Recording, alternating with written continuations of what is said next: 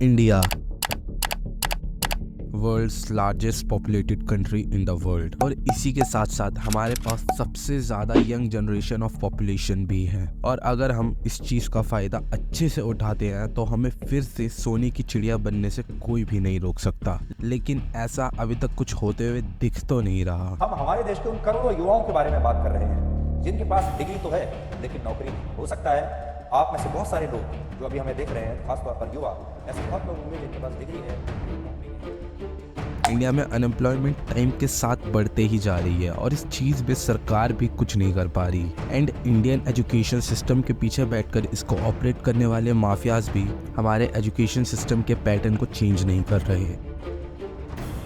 India में हर रोज 20 बच्चे suicide करते हैं due to the academic pressure.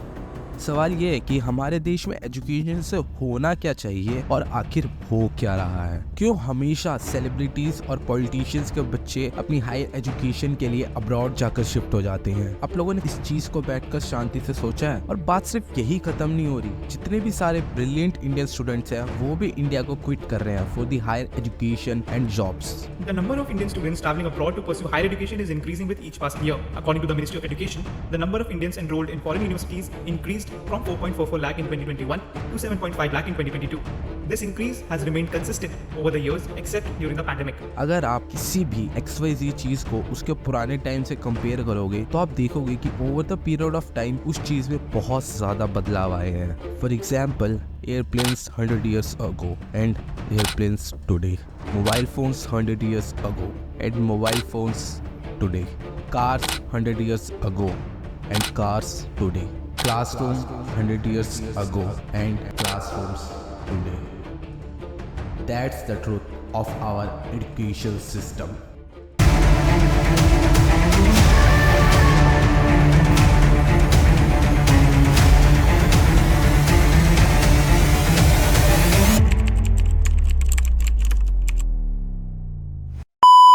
Now मैं वीडियो को स्टार्ट करने से पहले एक चीज क्लियर कर देता हूँ कि I am not against the education.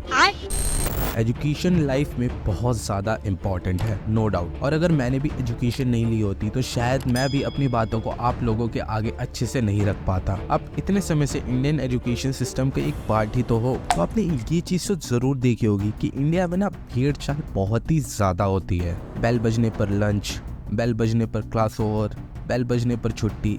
And अब तो ये चीज़ें कॉलेजेस और कॉर्पोरेट जॉब्स में भी अप्लाई होने लगी है। एंड द हैक इज, ये चीज़ें ब्रिटिशर्स के टाइम से ही हमारे कंट्री में चली आ रही है, because they want slaves as a clerks, postman, security guards, policeman etcetera.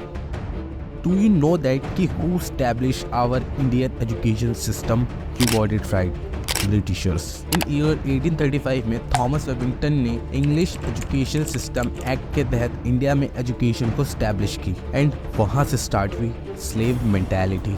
Now listen to this very very carefully. Britishers आखिर हम इंडियन से और हमारे कंट्री इंडिया से चाहते क्या थे? Right, resources and money. And in resource को एक जगह से दूसरी जगह कैरी करने के लिए उन लोगों को चाहिए थे स्लेव्स, और उन्होंने अपनी एजुकेशन में लोगों को अच्छे से स्लेव मेंटालिटी के बारे में सिखाया, क्योंकि रिसर्चर्स एंड लीडर्स तो वो खुद अपने साथ इंग्लैंड से लेकर आए थे। दे जस्ट वांट स्लेव्स जो कि उनके इशारों पे काम करे बिना किसी क्वेश्चन या फिर बिना किसी ऑब्जेक्शन के, और यही चीज अभी तक फॉलो होते आ रही है। एंड इंग्लिश एजुकेशन को इम्प्लीमेंट करने की वजह से ब्रिटिशर्स ने एक बहुत ही बड़ी अपनी प्रॉब्लम को भी सॉल्व कर दिया, एंड वो प्रॉब्लम थी communication barrier. Now understand this. Indians जो थे ना वो यूजुअली या तो हिंदी लैंग्वेज को बोलते थे या फिर कोई अपनी रीजनल लैंग्वेज को बोलते थे। इस वजह से ब्रिटिशर्स और हमारे बीच में कम्युनिकेट करने में बहुत ज़्यादा प्रॉब्लम होती थी। एंड इंग्लिश एजुकेशन एक्ट को इम्प्लीमेंट करने की वजह से ब्रिटिशर्स और हमारे बीच में ये लैंग्वेज की बैरियर भी ख़त्म हो गई। एंड जब इंग्लिश एजुकेशन एक्ट इंडिया में इम्प्लीमेंट हुआ तो लोगों ने एजुकेशन के साथ साथ इंग्लिश लैंग्वेज को भी सीखा, जिससे कि अब लोग इंग्लिश को बोलना और समझना दोनों सीख गए थे।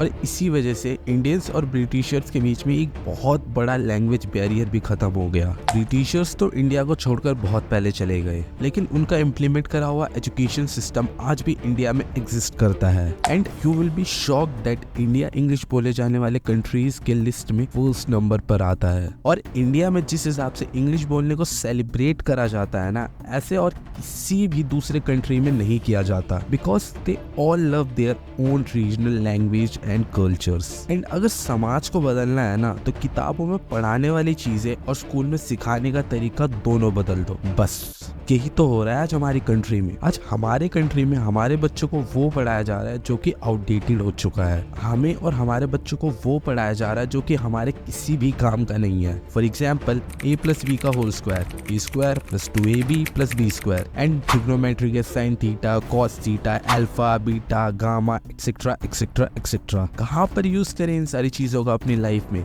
टिल और अनलेस अगर हमें इंजीनियर ना बनना हो तो। एंड इंजीनियर्स की क्या हालत है हमारे देश में, ये सब तो आप लोगों को अच्छे से पता ही है। स्विट्जरलैंड की ओवरऑल पॉपुलेशन से ज्यादा इंडिया हर साल इंजीनियर्स प्रोड्यूस कर देता है। एंड फिर भी रिसर्च एंड इनोवेशन के मामले में इंडिया की हालत काफी ज्यादा खराब है। क्या करें फिर हम हमारे देश के एजुकेशन का? क्या करें फिर हम हमारे यंग जनरेशन का? क्या करें फिर हम हमारे देश के डिग्री होल्डर्स का? Now let me tell you one thing, that हमारा इंडियन एजुकेशन सिस्टम जो है ना, वो हमेशा ही पास्ट में चलता है। तो यही रीज़न है कि इंडिया आज इतना ज़्यादा पीछे है बाकी कंट्रीज से। मैं पहले भी बता चुका हूँ कि हमें स्कूल में वो पढ़ाया जाता है जो कि हमारे किसी काम का ही नहीं है। हमारा एजुकेशन सिस्टम हमें 21वीं सदी में जीने के लिए 20वीं सदी के रूल्स सिखाता है। एक बच्चा जो भी 11th या 12th में पढ़ रहा होता है ना, उसे किताब के बाहर की दुनिया के बारे में कुछ पता ही नहीं होता। उसे नहीं पता कि एक पेशेंट को CPR कैसे दिया जाता है। उसे नहीं पता कि बैंक में जाके चेक कैसे भरा जाता है। उन्हें नहीं पता कि ATM से कैश विड्रॉल कैसे होता है। आई नो काफी बच्चों को ये सारी चीजें पता है, but I am talking about the majority. आप अगर हमारे एजुकेशन सिस्टम को देखोगे ना, उसमें अगर आप मैथ्स और फिजिक्स सब्जेक्ट को हटा दो तो आप बाकी सारे सब्जेक्ट्स में रटकर आसानी से पास हो सकते हो। हमें हमारे स्कूल के अंदर टेक्स्ट बुक में क्या पढ़ाया जाता है कि अकबर की डेथ कब हुई थी, बाबर भारत कब आया था, मुगल्स में सबसे लास्ट राजा कौन था, ताजमहल किसने बनवाया, राइट? आज के टाइम पे जहाँ पर सारी इंफॉर्मेशन एक क्लिक पर हमारे सामने हाजिर हो जाती है, तो हमें क्यों याद कराया जाता है कि कौन कब कहाँ गया था, कौन कब कहाँ मरा था, किसने कब क्या बनवाया, राइट? इन सारी फालतू चीजों की जगह क्यों हमें इन सारे लोगों के बारे में नहीं पढ़ाया जाता? Like Warren Buffett, Robert Kiyosaki, Bill Gates, Elon Musk, Ratan Tata, Mukesh Ambani, Gautam Adani. क्योंकि एंड में जाकर तो हम सबको अपने लिए और अपने परिवार के लिए पैसे ही कमाने हैं ना। और आप किस लिए पढ़ रहे हो? हाँ, कुछ और भी फैक्टर्स हो सकते हैं, मैं मानता हूँ इस बात को, लेकिन मेन एम तो पैसे कमाना ही है ना, ताकि आप एक अच्छी लाइफ जी सको। तो मेरे हिसाब से इन सब फालतू चीजों को पढ़ाने की जगह बच्चों को फाइनेंशियल एजुकेशन ही दे दो। वो कम से कम फाइनेंशियली स्ट्रगल तो नहीं करेंगे आगे चलकर। और जहाँ पर ये खाली हम सबको सिर्फ किताबें रटवाते रहते हैं, इनको थोड़ी एक्स्ट्रा चीजें भी हमारे टाइम टेबल में ऐड करनी चाहिए, जिससे कि हम कुछ वैल्यूएबल स्किल सीख सकें जो कि हमें फ्यूचर में थोड़े रिटर्न्स प्रोवाइड करे, ताकि स्टूडेंट्स लोग भेड़ चाल से तो बच सके। इसलिए आप देखोगे कि इंडिया के अंदर जो यंगस्टर्स है ना, फाइनेंशियली बहुत ज्यादा स्ट्रगल कर रही हैं, क्योंकि उनको जो किताबों के अंदर पढ़ाया गया है ना, वो उनके रियल लाइफ में अभी कुछ काम ही नहीं आ रहा। आपको ये तो पता चल गया कि इंडियन एजुकेशन सिस्टम और उसके साथ साथ उसके अंदर पढ़ने वाले बच्चों की हालत बहुत ज़्यादा ख़राब है। लेकिन सिर्फ स्टूडेंट्स ही नहीं है जिनकी हालत काफ़ी ज़्यादा ख़राब है, उसके साथ साथ टीचरों की हालत भी कुछ इतनी ठीक नहीं है। क्योंकि एक एवरेज इंडियन टीचर की सैलरी ना 35 to 40,000 रुपीज़ है। एंड ये गवर्नमेंट स्कूलों की बात हो रही है। प्राइवेट स्कूलों का तो खैर आपको अंदाजा होगा कि कैसे उन लोगों को एक्सप्लॉइट करा जाता है, तो मैं उस चीज़ को यहाँ पर एक्सप्लेन नहीं कर रहा। तो अगर टीचर को इनकम ही कम दी जाएगी, वो अपने इनकम से खुश ही नहीं होगा, तो कैसे वो अपना 100% एफर्ट लगाकर स्टूडेंट को इंटरेस्ट के साथ पढ़ाएगा? और अगर सब्जेक्ट में टीचर ही इंटरेस्ट क्रिएट नहीं करेगा, तो स्टूडेंट पढ़ाई में इंटरेस्ट कैसे लेंगे? इसलिए आप देखोगे कि इंडिया के अंदर ना काफी सारे स्टूडेंट क्लासेस को रेगुलरली अटेंड ही नहीं करना चाहते, और फिर इसलिए यहाँ पर एक आ जाती है criteria, right? Minimum 75% compulsory attendance criteria. Means ना तो खुद जिएंगे और ना जीने देंगे। और बात सिर्फ अटेंडेंस पर आकर खत्म नहीं होती, ऐसी बहुत सारी यूजलेस चीजें हैं हमारी एजुकेशन सिस्टम के अंदर, जो कि ना तो स्टूडेंट उनको पसंद करते हैं और ना ही उन सारी चीजों के पीछे कोई लॉजिक है। Like assignment submit, homework, class work, practical के नाम पर वाइवा। नाउ मैंने ये चीज पहले भी बताई है और अब भी बता रहा हूँ कि I am not against the education, I am against this system and education तो बहुत ज़्यादा इम्पोर्टेंट है हमारे लिए और हम सब के लिए। मुझे उस एजुकेशन सिस्टम से दिक्कत है जिस एजुकेशन सिस्टम में ना तो कोई एजुकेशन है और ना तो कोई सिस्टम।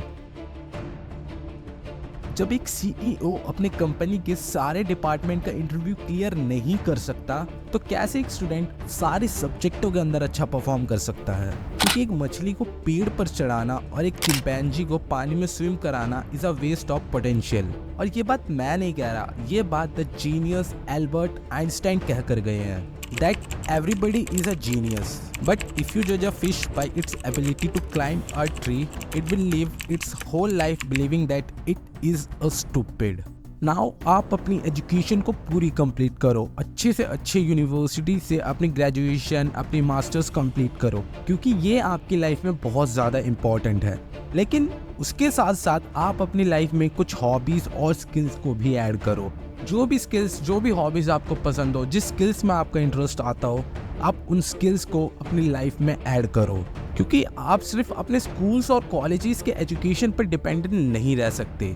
उसके साथ साथ आपको बहुत सारी चीज़ें अलग से सीखनी पड़ेगी, क्योंकि यही चीज़ें फ्यूचर में आपको भेड़ चाल से अलग करेगी और आपको एक अच्छी जगह लाइफ में स्टैंड आउट करेगी, जिससे कि आप अपनी लाइफ के अंदर एक नॉर्मल स्टूडेंट से अच्छा खासा इनकम जनरेट करोगे। वी ऑल नो दैट कि हमें अगर लाइफ में कुछ अच्छा और कुछ तगड़ा करना है ना, तो हमें खुद को एजुकेट करना ही पड़ेगा। और ये चीज़ 110% ट्रू है। लेकिन इस चीज़ को अचीव करने के लिए सिर्फ स्कूल और कॉलेजेस में सिखाई जाने वाली एजुकेशन इनफ नहीं है। आपको खुद को स्कूल्स और कॉलेजेस के अलावा भी एजुकेट करना होगा। एंड यू नो ना, Indians are actually believe to have the sharpest brain and most adaptive ones. बहुत सारे इंडियंस हैं जो कि वर्ल्ड की टॉप कंपनीज में टॉप मैनेजमेंट पर बैठे हैं, and they all are representing our nation in the world level. And उन सारे लोगों में एक बहुत ही ज़्यादा कॉमन बात ये है कि वो सब लोग इंडिया से बाहर जॉब कर रहे हैं।